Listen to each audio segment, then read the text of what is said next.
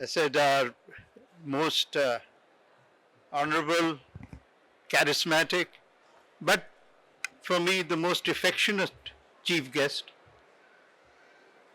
a genuine nationalist hero in an age when heroes are disappearing.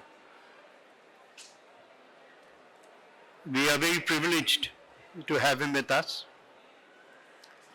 Our academic star, Professor Ahmed Guru. May I just begin by saying that what a joy it was for me to read such great academic rigor. And these days, unfortunately, academic rigor doesn't come without bias. What I found in particular was the objectivity with which he addressed an issue which arouses controversy even before you begin to talk about it. If I had to describe the book, then I would use the terminology that he himself has used for his narrative. It follows the logic of Ibn Khaldun's famous theory of rise, decline, and renewal, in which renewal comes through a concept which, to my knowledge at least, was not addressed or examined before, the concept of asabiya, the concept of community feeling, the concept of something in a community. This is the answer to what I call the Henry Kissinger question. He asked me over and over again, what happened in the 7th century? How did people from Mecca, right, living in the desert, suddenly in the space of 20 years become a world power? The answer, because Mr. Kissinger had not clearly read Ibn Khaldun, the answer was the sudden rise of asabiya. And for me, while asabiya's association has been very powerful and a very powerful fact of our history, it actually, I find it a problem in the modern era because its association and its legitimacy to the idea of royalty, and now its inability to transition into the nation state, when in fact asabiya could have been a force multiplier. And that, I think, is the reason why the third line of that triangle, rise, decline, renewal, why the third line of the triangle of renewal went missing in the history of Muslims in the 19th century. By the way, there is nothing called Islamic history. There is a history of Muslims. Islam is a faith. A faith is a belief. A belief, for those who do believe, is a constant.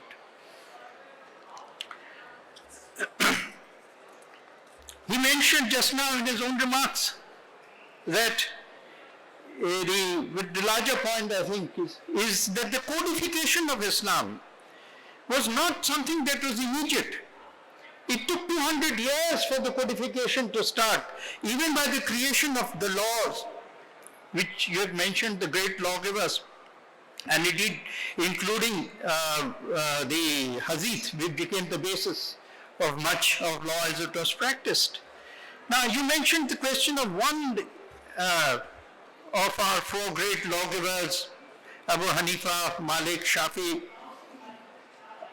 Ibn Hanbal, but all of them refused the patronage of the state, not just one, all of them, and all of them, now these are the 5 pillars of Islam as it is, translated into political doctrine or into social doctrine. All of them went to prison, but the important point is that because they challenged the state, because they went to prison, centuries later they still have credibility. Today, patronage has become piety. And that is the tragedy of our times, where even our ulama believe that they cannot survive without patronage. It's difficult for them to believe that the patronage of God is enough.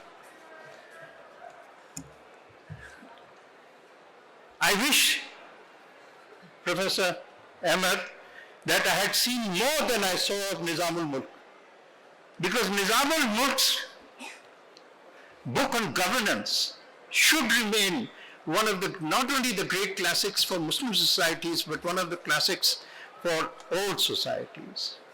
Very often, and he introduced also elements of Sufism into his thinking, into his governance. I have a problem here because most people consider Sufism to be too spiritual. They think Sufism is music, which it all is, of course it is. But Sufism works because it is practical. Sufism works because it teaches you and me how to share the relationship of which is beneficial, which is not hostile.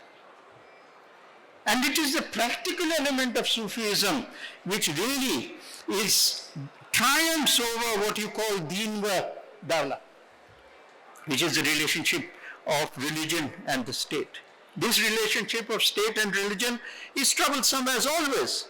But why did royalty in all religions, not just in Islam, in all religions, why did feudalism need religion? Because feudalism did not have legitimacy or credibility with the people. It is not a system born of the people. So in order to sell themselves to the people, they used God. Don't mention it too loudly, but the King of England is still the head of the church. That hasn't changed. So, one of the reasons why the Quran has so much of doctrine of governance and practical problems of governance inside it is because the Prophet was not only a messenger, and he was a messenger only for brief spells in his life. Only for those brief spells when he received the message. The rest of the time, he was just the best of men, but human. And it is his ideas of governance and the nature of war which leads to some of the most controversial verses in the Quran. Because he has to deal with the state. There are no comparisons, and please don't take me amiss, but I can't resist saying that if Jesus, for example, had become the king of the Jews, as many of his apostles wanted him to be, then Jesus would also have to lay a doctrine for the state. He couldn't have been just the prophet of the Sermon on the Mount. Now, to get to the mundane, please, from prophets to the mundane, which is very often when we look at the mundane, we have to look at people who are in. Gandhi gave us the whole doctrine of non-violence, which again, in 1918, two people emerged in the world. One was Lenin, one was Gandhi, and both of them dreamt of changing the world. They produced two models. In the end, Lenin's model collapsed in the Soviet Union. Gandhi's model still survives. But Gandhi, the father of non-violence, when he was there sitting, giving prayer meetings, when the invasion of Kashmir took place, British journalists, having lost the empire, they hadn't yet lost their voice. So they went and asked him, now, Mahatma, what do you do about non-violence? He said, non-violence was a movement to defeat you. It is not an element of statecraft. So I support the use of state and army in order to protect the people. There is a lot of mention of Sayyid Qutb. I don't want to get into that, but I just want to remind anyone who thinks of him that Islam existed for 13 centuries before Sayyid Qutb. Democracy, another great issue taken up in the book. Analysis is very simple. Very simple. When we think that, and here I may offer a little disagreement with you, that when I look at democracy, I don't look at geography. I look at demography. How many people among the Muslim communities enjoyed democracy? The Indonesians do, Indian Muslims do. That is one of our greatest, makes us so significantly different. 500 million people, Muslims of the world, are enjoying free, unfettered democracy, freedom as understood by any template. The Chinese, from Adam till today, are still waiting for democracy. Now what does this tell us? that are states possible with and without democracy? All I'm saying is that this is something that requires more consideration as we develop. But I, being a completely fundamentalist Democrat, I agree with you completely that democracy is the answer, but more than democracy, what we need today is a return of the knowledge society. In the book, you will find great descriptions of, and I'll give you only one example, which is the Abbasid, Khalif Aziz. He had a library of 1 million books. But that is not alone. There were book cities all over: Damashq, Aleppo, Basra, Nishapur, Rai, Tus, Balkh, Bukhara, Marv, all over. It succeeded not because you had a sword. These empires succeeded because they had the mind and they had knowledge. And here I am reminded of Al-Baruni's book on India.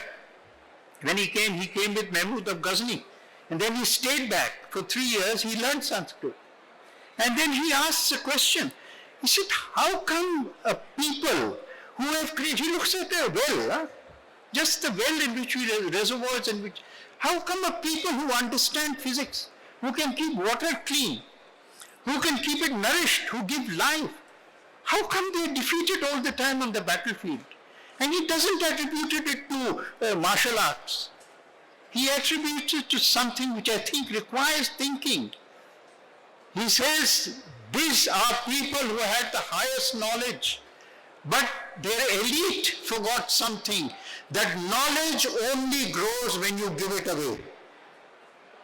It's a fundamental fact of knowledge.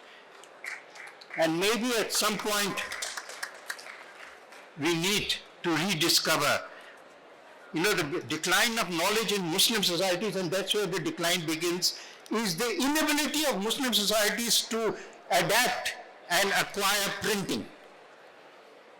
Amazing. Gutenberg introduces in the 15th century, and if you go to Topkapi, your country, you will find a plaque outside that the first printing press came in 1715. Why? Why for 2.5 centuries later? Because Muslim elites refused to democratize knowledge. That's why. They refused to give away knowledge. Printing is the distribution of knowledge for the masses. And I tell you, that is the reason for the decline. And unless we reverse that, I tell you, in my view, sir, I'm trying very hard to hurry, I'll just quickly finish now, that the real problem with Muslim societies today is the inability to come to terms with modernity.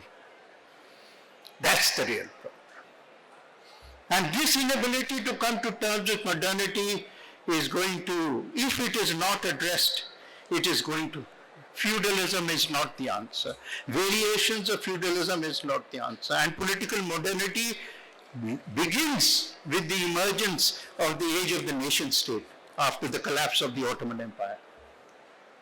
And the inability to understand the nation state and what it requires is, I believe, the fundamental problem. I will end by raising a very important challenge to the book.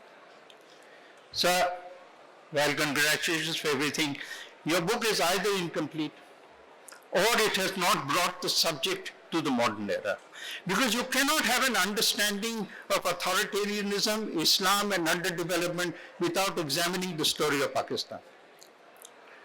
Pakistan was the first state in history that was created for Islam. It was not created for Muslims. It was created for Islam.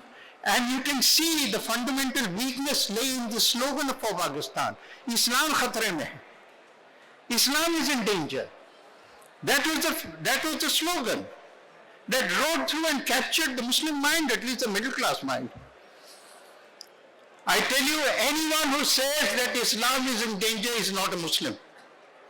Because if you are a believer, how can your faith be in danger? Muslims can be in danger, but Islam cannot be in danger. Islam was never in danger when there was only one Muslim in the world. How can it be in danger today? What right do you have to mislead the people with a false slogan and partition this country and create institutional, generational conflict into a society which has still not disappeared. Allah is Rabbul Alameen. Allah is not even Rabbul Muslimin. He's not only the Allah of just Muslims, he's the Rabb of the whole universe. You can't trap and imprison Allah into one nation state. Islam belongs to every Muslim. Pakistan doesn't belong to every Muslim. Jinnah, sir, was never a Muslim. Never a Muslim. I can recount you 10 things in order to justify it, but I'll just give you. He used to go abroad every year. Every year he would go, spend abroad. He never once went for Hajj. Not once. He used to stop in Cairo all the time. It was a minor detour. And Jinnah took Pakistan away from the philosophy of Baya, of companionship, of faith through a handshake, and made it into the faith of Sijda, but not Sijda to God, Sijda to the British. He maybe understood freedom, but he never understood independence. That is why Pakistan is the most dependent country in the world today. Maybe, sir, in your next edition, you will examine this. Thank you.